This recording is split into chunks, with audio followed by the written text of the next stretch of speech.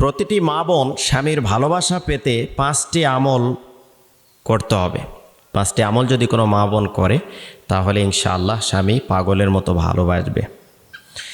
খুবই গুরুত্বপূর্ণ কথাগুলো এবং এই ওয়াজটি মা বোনদের জন্য খুবই গুরুত্বপূর্ণ এবং প্রতিটি মা বোনের এই ওয়াজটি শোনা উচিত এবং মানা উচিত। তাহলে দাম্পত্য জীবনে এবং স্বামীর কাছে অনেক প্রিয় হবে এবং দাম্পত্য জীবনটা অনেক সুখময় হবে ইনশাআল্লাহ।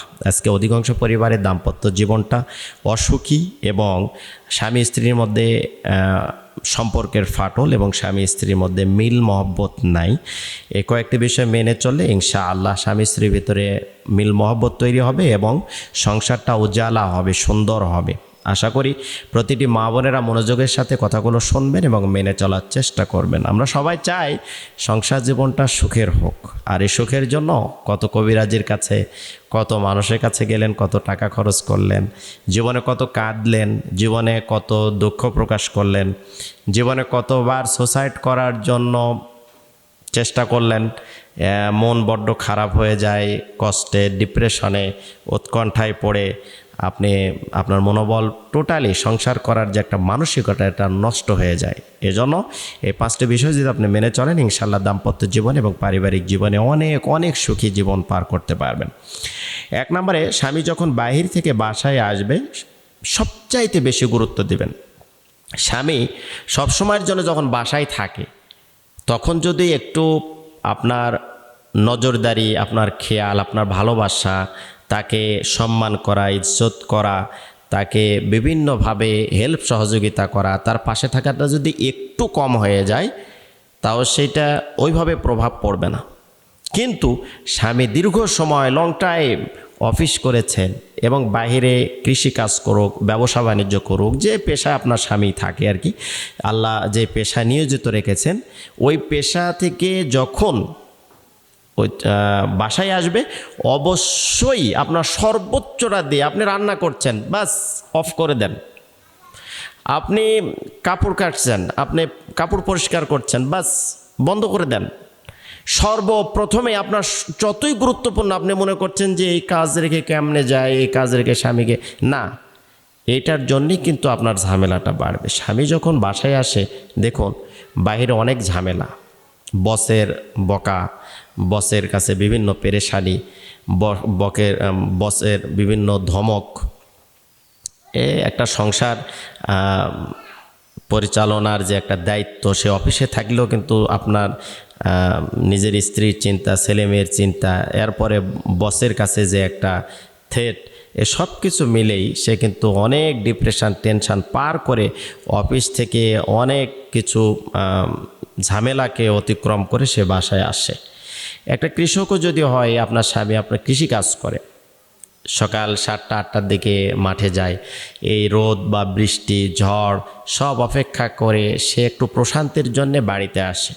বাসায় আসার পরে যদি আপনি তার দিকে ভালো নজরদারি না করেন, খেয়াল না করেন, একটু পানি এগিয়ে না দেন, তোয়ালাটা এগিয়ে না দেন, গোসলের পানি যদি উঠায় না দেন, খাবারটা যদি দ্রুত তার সামনে উপস্থাপন করতে না পারেন, খাবারটা রেডি করে নিয়ে যেতে না পারেন, খাবার দিলেন, বিদ্যুৎ চলে গেছে, আপনি নাই, আপনি মোবাইল চাপছেন, বিভিন্ন জায়গায় বসে মোবাইল টিপাটিপি করছেন, না হলে অন্য মহিলারা আসছে আপনার বাসায়, আপনি গল্প করছেন। নিজের মাও যদি ওই সময় আসে, পৃথিবীর কারো সাথে আপনার ওই সময়টা আর কাটানো যাবে না। আগে স্বামীকে আপনি সর্বোচ্চটা দিয়ে তাকে একটু তৃপ্তি দেন, শান্তিতে তাকে একটু থাকতে দেন, তাকে একটা মানসিকভাবে সাপোর্ট দেন। দেখবেন আপনার পরিবারে, আপনার সংসারে আমার মনে হয় কোনো দিন আর স্বামী স্ত্রীর ভেতরে কোন্দল ঝামেলা হওয়ার কথা না।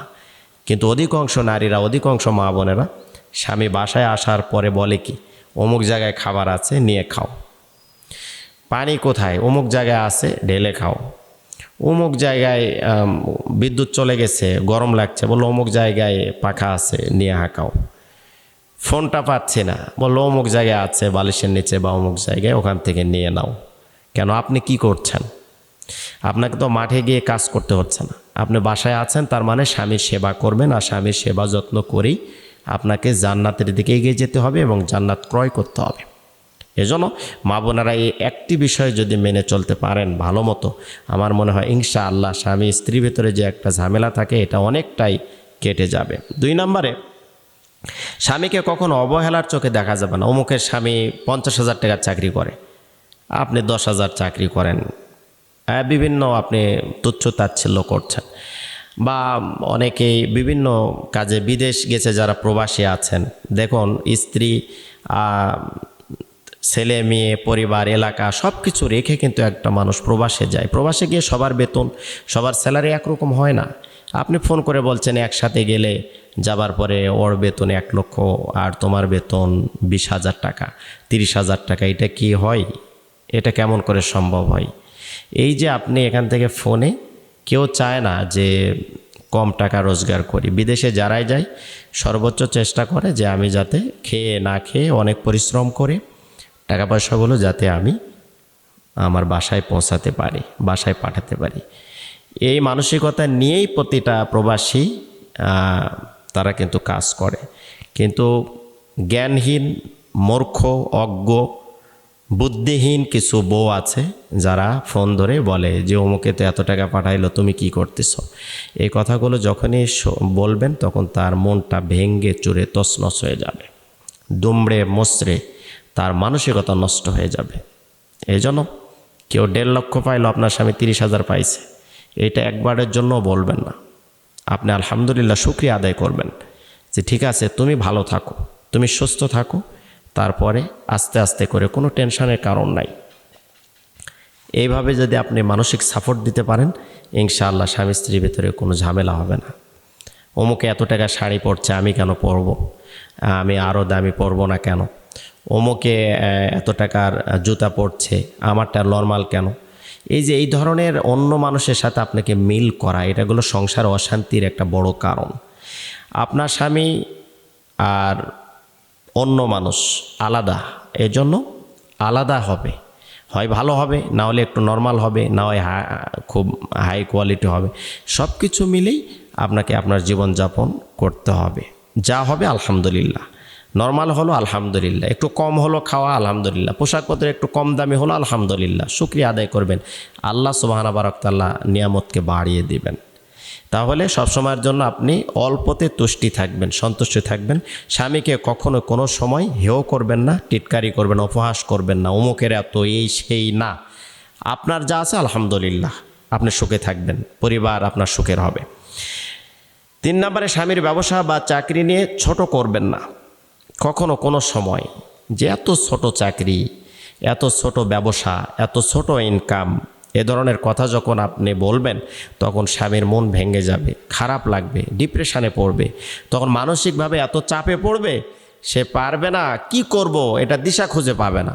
যে বাসায় গেলে বউ তুচ্ছ তাচ্ছিল্য করে, এই ক টাকা বেতন, এই ছোট্ট চাকরি করো, আমার বাবা মাকে আমি পরিচয় দিতে পারি না, আমার আত্মীয় স্বজন যেখানে আছে আমি পরিচয় দিতে পারি না, বলতে পারি না যে তুমি আমার স্বামী। এই যে কথাগুলো যখন আপনি বলবেন, কেন? আপনার স্বামী তো সে যত কম স্যালারি পাক, সে কম ইনকাম করুক, তার ব্যবসা যত ছোট হোক, তার চাকরি যত ছোট হোক, সে যেই পজিশানে থাক, আপনার স্বামী আপনার কাছে সে সবচাইতে বড়। আপনি যখন তাকে এই বড়, আপনার কাছে সবচাইতে বড় এটা বুঝাতে পারবেন, মানসিক শান্তি, মানসিক প্রশান্তির সাপোর্ট দিতে পারবেন, দেখবেন যে আপনার স্বামী স্ত্রীর ভিতরে আর কোনো ঝামেলা থাকার কথা নয়, পরিবারটা হবে সুখী পরিবার। গাছতলে আছেন আলহামদুলিল্লাহ, স্বামী আপনার ছেলে মেয়েকে নিয়ে আলহামদুলিল্লাহ, আপনার পাশে কেউ 20 তলাতে আছে, এসি রুমে আছে, থাক, আপনি গাছতলাতে আছেন, আপনি টিনের চালে আছেন, আপনি একতলা বাসায় আছেন আলহামদুলিল্লাহ, আপনার বাসায় এসি নাই, পাশের বাড়ি এসি আছে, আপনার বাসায় এলইডি নাই, পাশের বাড়ি এলইডি আছে, আপনার হাতে আইফোন নাই, পাশের বাড়ি কাউরে বউয়ের হাতে আইফোন থাকতে পারে, কিন্তু আপনার হাতে নাই, তাও আলহামদুলিল্লাহ। আপনি একতলা বাড়িতে আছেন আলহামদুলিল্লাহ, আপনি টিন শেডে আছেন আলহামদুলিল্লাহ। এই শুকরগুজার হন, আপনার স্বামীকে এই কথাই বোঝান, সাপোর্ট দেন, ইনশাআল্লাহ পরিবারটা অনেক সুখের হবে। প্রতিটা স্বামী চায় আমার স্ত্রীকে ভালো খাওয়াই, ভালো পড়াই, দামি পোশাক পরাই, কিন্তু অনেক সময় ব্যর্থ হয়ে যায়। আর একটা স্বামী বোঝে যে আসলে রোজগার করা, টাকা কামাই করা কতটা কঠিন, কতটা কঠিন। এই স্বার্থের পৃথিবীতে ভালো কিছু করা অনেক কঠিন। এজন্য মা বোনেরা সবসময়ের জন্য স্বামীকে সাপোর্ট দিবেন, ভালো ভালো সাপোর্ট দিবেন। কি হয়েছে, বেতন কম হয়েছে, একটু টাকা পয়সা কম হয়েছে, ছোট চাকরি, ছোট ব্যবসা, আলহামদুলিল্লাহ, কোনো সমস্যা নেই। এই কথাগুলো আপনি স্বামীকে উল্টা বলবেন, তাহলে দেখবেন অনেক সুখের হবে।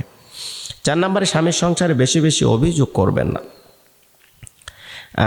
এই খাবার কি খাওয়া যায়, এই জুতা কি পরা যায়, এইটা করা যায়, এই ধরনের বিভিন্ন অভিযোগ।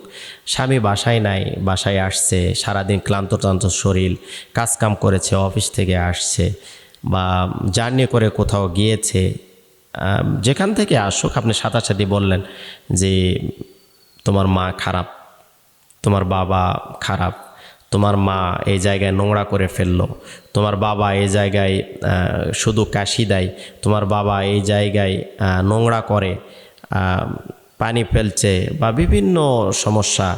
আপনি ওই স্বামীর বাবা মাকে নিয়ে প্রতিটা দিন অভিযোগ আর অভিযোগ। কোনো একটা দিন বললেন না যে আমার শাশুড়ি আলহামদুলিল্লাহ মাশাল্লাহ অনেক ভালোবাসে আমাকে, তুমি বাসায় থাকো না কিন্তু অনেক সাপোর্ট করে আমাকে, নিজের মেয়ের মতো দেখে, বা শ্বশুর আমাকে নিজের মেয়ের মতো দেখে, শাশুড়ি আমাকে নিজের মেয়ের মতো দেখে, আমাকে আগলে রাখে।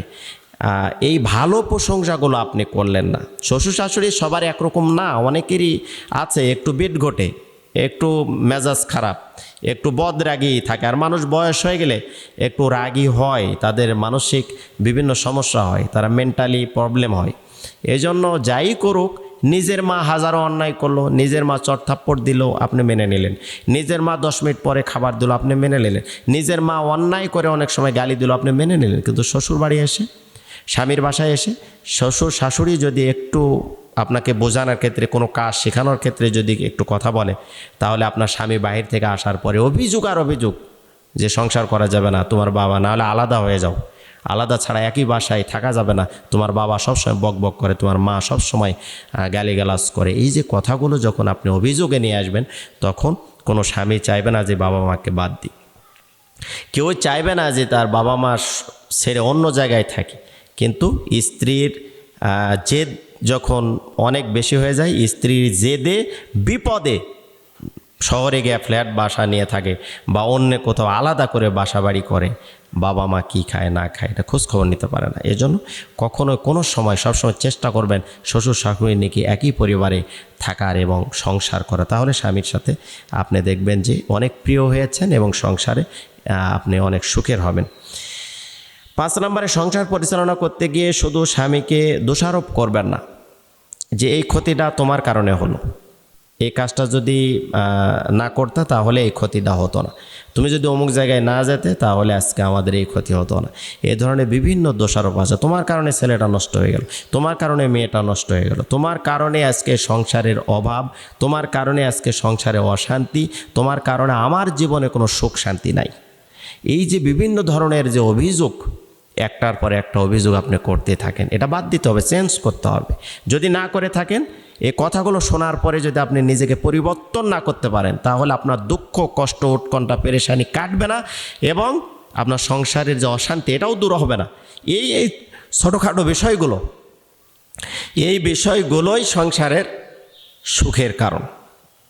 এই জন্য সবসময়ের জন্য চাইবেন যাতে করে এই বিষয়গুলো মেনে চলার। আল্লাহ সুবহানাহু ওয়া তাআলা প্রতিটা মা বোনকে আমল করা তৌফিক দান করুন, আমিন।